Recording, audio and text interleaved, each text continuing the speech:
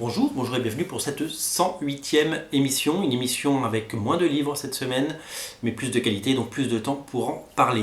On va parler beaucoup de Delcourt parce qu'il y a des très jolies choses chez Delcourt qui sont sorties cette semaine, à commencer par Revival de Tim Seeley et Mike Norton, qui n'est pas une autre série de zombies comme on aurait pu le croire, et je vais vous dire pourquoi. Au début, moi aussi, j'ai cru que c'était une série de zombies, et je me suis dit, tiens, Delcourt Surf et Image Comics, parce que c'est une série Image Comics. Et en fait, le pitch est vraiment différent. Alors ça se passe dans l'Amérique profonde, dans un petit village isolé, enfin dans une petite ville, qui du coup est mise en quarantaine, suite aux événements qui vont arriver dans ce livre. Et en fait, ce qui se passe, c'est que au lieu que ce soit des zombies, des morts-vivants qui marchent et qui se décomposent, ce sont des gens qui reviennent à la vie, comme je crois dans la série de Canal+, qui s'appelait Les Revenants, que je n'ai pas vu, mais dont on avait beaucoup entendu parler. Ils les appellent les ranimés. Et ces vivants recommencent leur vie là où elle s'était arrêtée, soit par accident, soit par vieillesse. Et donc ça pose des problèmes, évidemment, parce que d'abord on se pose beaucoup de questions, d'où ils viennent. Il y a une espèce de brigade qui est mise en place pour savoir qui ils sont et pour les surveiller aussi. Et donc voilà, et donc évidemment ça part en vrille, c'est ça l'idée, c'est-à-dire que les ranimés, on ne sait pas vraiment qui est ranimé, qui ne l'est pas, et puis surtout on a très envie de savoir ce qui va se passer, et plus on avance dans l'histoire, et c'est ça la force de ce récit, c'est que plus on découvre que tout ne se passe pas comme prévu, et que les ranimés ne sont pas tout à fait des gens normaux.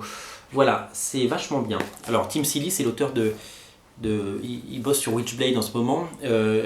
Il a travaillé sur une série qui s'appelait Axlash, et c'est un scénariste qui enfin a un succès, et c'est tant mieux.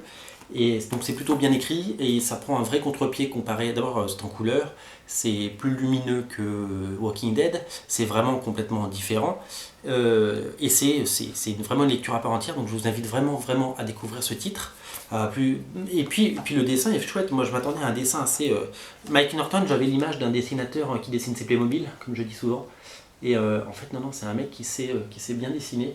Et qui est de plus en plus à l'aise d'ailleurs, plus il avance. Voilà, c'est assez glauque. Je vous montre quelques pages. C'est très chouette. Vraiment un vrai coup de cœur. J'attends le tome 2 avec impatience, c'est quasiment produit en direct des États-Unis. C'est-à-dire que le premier tome est sorti il y a quelques semaines, le second tome est en cours de parution aux États-Unis, donc on va les avoir au cul du camion, comme on dit, et ça c'est chouette. Bravo Delcourt d'avoir tenté cette série, parce que faire du zombie, du zombie ou de l'horreur dans le genre, c'est pas évident. Je le dis souvent, il n'y a pas beaucoup de bonnes séries. C'est-à-dire que si vous allez voir votre libraire et que vous lui demandez j'ai aimé Walking Dead, qu'est-ce que vous me conseillez, eh ben, il sera bien embêté parce qu'il n'y a pas beaucoup de bonnes séries. Eh ben, en voilà une. Et je le dis de tout mon cœur. Voilà, c'est chez Delcourt et c'est paru partout, ça coûte une quinzaine d'euros, c'est pour les lecteurs avertis. Toujours chez Delcourt, on va parler d'une série, alors là, petit coup de cœur, un plus petit format, c'est Rocketeer, les nouvelles aventures. Delcourt a choisi avait édité la série principale de Dave Stevens il y a quelques années, je crois maintenant, ça doit faire 2 ans, donc dans un très beau format. Là, ils ont pris le format classique de la collection Contrebande Delcourt, en dur toujours, et ils ont fait appel donc, chez IDW à des auteurs connus pour reprendre le flambeau. Alors, il faut savoir que c'est Scott Dunbier qui édite, non seulement Rocketeer aux États-Unis, mais les nouvelles séries, et c'est lui qui a créé la collection, vous savez, ceux qui connaissent les Artist Edition, vous savez, des grands bouquins avec les pages originales des livres. C'est le mec qui avait évidemment Dunbier, qui avait lancé Wildstorm avec Jim Lee, l'éditeur de Campbell, Travis Charest, ABC Comics, Cliffhanger, Joe Madureira, enfin un génie. Et donc il a dit ok, on va refaire du Rocketeer. Non seulement ça va aider la recherche contre le cancer, parce que Dave Stevens est mort d'une leucémie, il faut le savoir.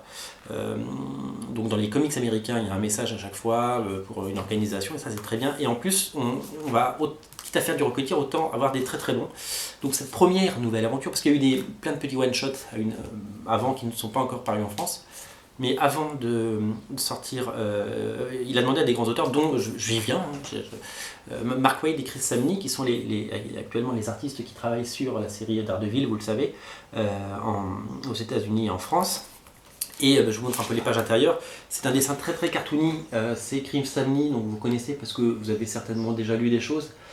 C'est quelqu'un qui dessine qui a un dessin ouais, vraiment cartoon. Parfois ça me fait penser un peu à ce que font les frères Bas, Gabriel Bas et Fabio Moon, que vous connaissez également. Je trouve que c'est absolument génial, le côté pulp est là, le côté aventure, le côté fun. Rocketeer, j'avais pas du tout aimé le film à l'époque, parce que je sais pas, j'avais trouvé formaté Disney, et bon, malgré la présence de Jennifer Connelly bien entendu, qui a été une révélation. Et là je trouve qu'avoir pris un dessinateur cartoony pour ce récit, c'est vraiment absolument génial. C'est du très grand art, c'est un plaisir à lire incommensurable. Merci Delcourt, et j'espère que ça va cartonner. Et pourquoi? Parce que la suite arrive. Le deuxième tome, je crois que c'est encore Mark Waid au scénario, mais je suis pas sûr, je dis peut-être une bêtise. En tout cas, c'est G-Bone, le mec qui bosse depuis très très longtemps avec Darwyn Cooke, aussi un style très très cartoon, un mec qui vient de l'animation.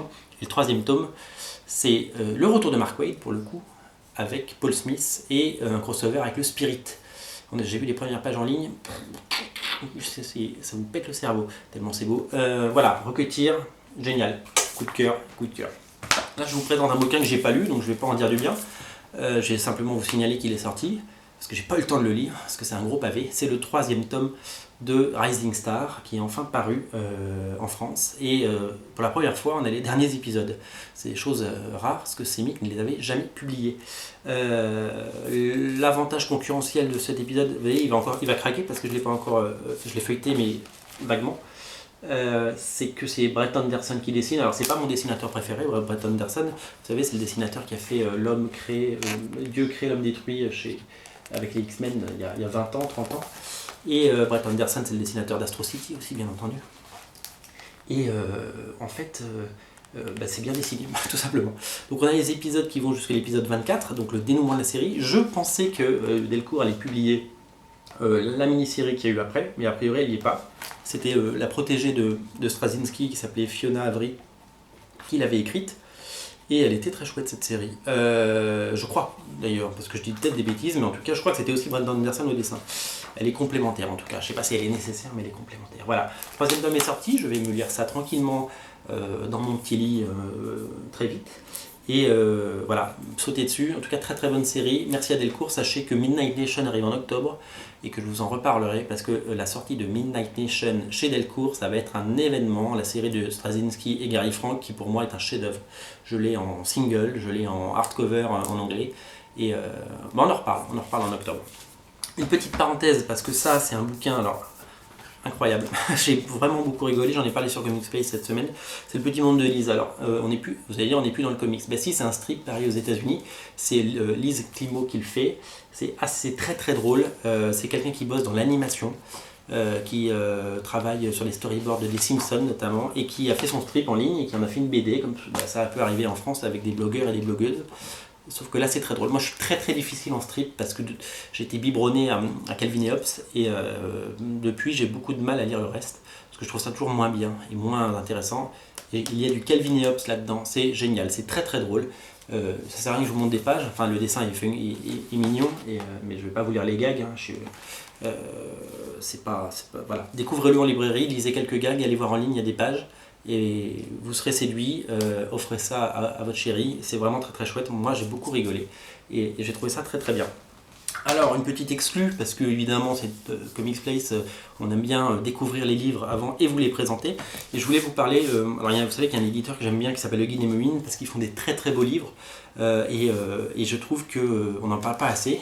C'est un éditeur qui propose des choses, et notamment la sortie de l'encyclopédie Superman. Regardez, ça brille avec la lumière, il y a un rayon de soleil, on en profite.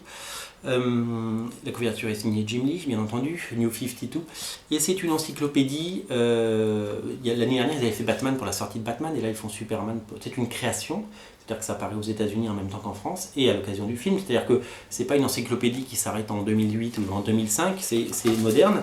Ça parle des épisodes récents du New 52, ça parle de la Justice League, de Jim Lee, ça parle de toutes ces choses-là. Et c'est vraiment très très complet. Il y a plein de petites anecdotes. Ça parle de toutes les époques de Superman, toutes les incarnations. Ça explique bien que la vie des comics et de Superman, c'est pas linéaire. Donc ça parle des avant New 52, des après. Ça parle de tout l'environnement. Par exemple, vous voyez, on parle de Supergirl, donc la Supergirl de Mahmoud Asrar. C'est très très riche, très très riche. Alors c'est comme toutes les encyclopédies qu'on peut voir un peu partout, mais je trouve que celles-là ont un goût particulier, puisqu'elles sont documentées, elles sont très très bien faites, plutôt bien écrites. Voilà, si vous connaissez pas, si vous ne connaissez pas Superman, si vous voulez le découvrir, le faire découvrir à vos enfants, je pense que c'est une bonne clé d'entrée. En tout cas, c'est un très beau cadeau. Ça coûte seulement 27 €, je dois envie de dire, ce qui est plutôt raisonnable, admettons-le. Il y a une partie sur le Silver Age, je l'ai dit, sur le Golden Age. C'est vraiment très très chouette. On retrouve des magnifiques dessins de tous les meilleurs dessinateurs, de Gary Frank à Carlos Pacheco. Vraiment très chouette. Voilà, je voulais le dire. Voilà, il vous montre bien que Superman n'est pas resté figé dans le temps et a évolué au fil des époques, comme on peut le voir sur cette double page.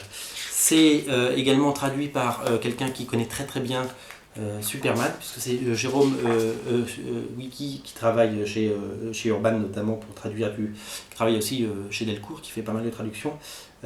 C'est pas du tout traduit par je dis des bêtises, c'est pas celui-là qui est traduit par Jérôme Wiki, je dis des bêtises. Là c'est Jean-Marc Lenné qui l'a traduit, donc c'est quelqu'un qui connaît bien.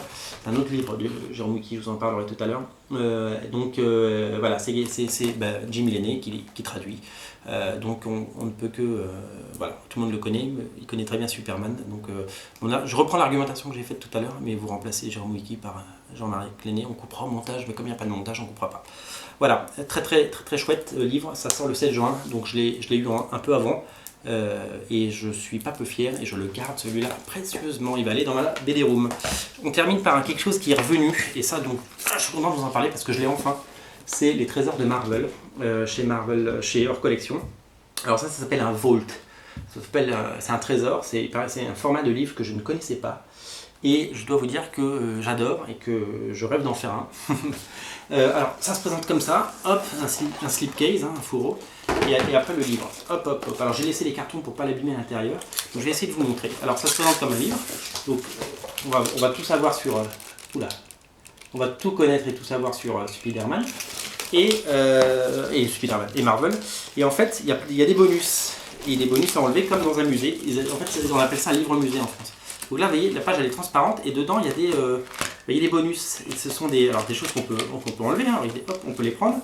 Et en fait, ce sont des facsimilés de choses qui ont existé chez Marvel depuis toujours. Alors, il y a des pages de script des 4 Fantastiques, je vais vous montrer. Pages de script des 4 Fantastiques, des dessins, les premiers dessins qui ont servi à faire Namor. Donc ça, c'était le pitch des 4 Fantastiques par Stan Lee, vous voyez, en disant oh ben on va faire ça va être chouette. Et puis après, Jack Kirby se débrouillait avec ça, avec une page de scénario. Et après, vous savez, Stan Lee repassait ce qu'on appelle la méthode Marvel. Stan Lee repassait pour écrire les dialogues. Il y a, je vais vous montrer, par exemple, il y a les stickers de l'époque avec Howard the Duck. Il y a le carton d'invitation au mariage de Peter Parker. Il y a les collections de timbres. Tout ça, ce sont des facsimilés. Il y a un travail de documentation vraiment hyper impressionnant. Donc ce bouquin est sorti à Noël chez Hors Collection. Et ça a été très très vite en rupture, et vous savez, avec le jeu des retours, parce qu'il y a toujours des retours, des palettes oubliées, des choses comme ça, mais il est revenu en stock. Et je suis ravi parce que du coup, je peux vous le présenter, et c'est surtout que c'est une vraie, c'est une merveille quoi. C'est un bouquin qu'on lit, qu'on découvre, voilà, vous voyez, donc ça c'est, à chaque fois il y a plein de bonus, et donc c'est des livres qui marchent très très fort. Hop, je vous montre, vous voyez là, par exemple. Compliqué de vous présenter un livre comme ça. Là, vous voyez des dessins d'Andy Kubert sur la série Origine, donc je vous les montre. Alors, évidemment, c'est pas des originaux, hein. Ils nous ont pas mis des originaux d'Andy Kubert dans un bouquin vendu à 60 €. Alors, il coûte 60 €, c'est pas rien, mais ça les vaut. Ah, j'arrive pas à enlever les pages. Voilà. Ils nous ont fait des photocopies ils nous ont fait des photocopies, des dessins préparatoires voilà, ça peut être une feuille volante. C'est une feuille volante, typiquement la feuille sur laquelle a rebossé Andy Kubert. Voilà, c'est un vrai trésor. Moi j'adore ce livre. Donc je vous le recommande chaudement. Voilà, je vais le ranger pendant que je vous parle. On est bien là, il fait presque beau. Voilà, les trésors de Marvel en slipcase. Je vous le recommande chaudement. Dernière chose, voilà, l'émission va toucher à sa fin. La prochaine fois, je vous parlerai toujours chez Huguin et Mumine. Ça, c'est un bouquin qui est sorti l'année dernière. Il y aura la même chose sur Man of Steel qui va sortir. Ça s'appelle Dans les coulisses de la trilogie. On parle des 3 films. Donc, c'est un livre très complet, supervisé par Nolan, avec beaucoup d'interviews et beaucoup de behind the scenes, avec beaucoup de choses. Je ne l'ai pas encore lu. Je veux le lire avant de vous en parler. J'y tiens, parce qu'il a l'air bien. Et voilà, on en reparle la semaine prochaine. Voilà. C'était la 108e émission. Merci de la regarder, merci de la partager partout. Vous allez sur Facebook, sur Twitter, sur tous les sites. Google+, soyons fous. MySpace. Et à bientôt. Ciao, merci.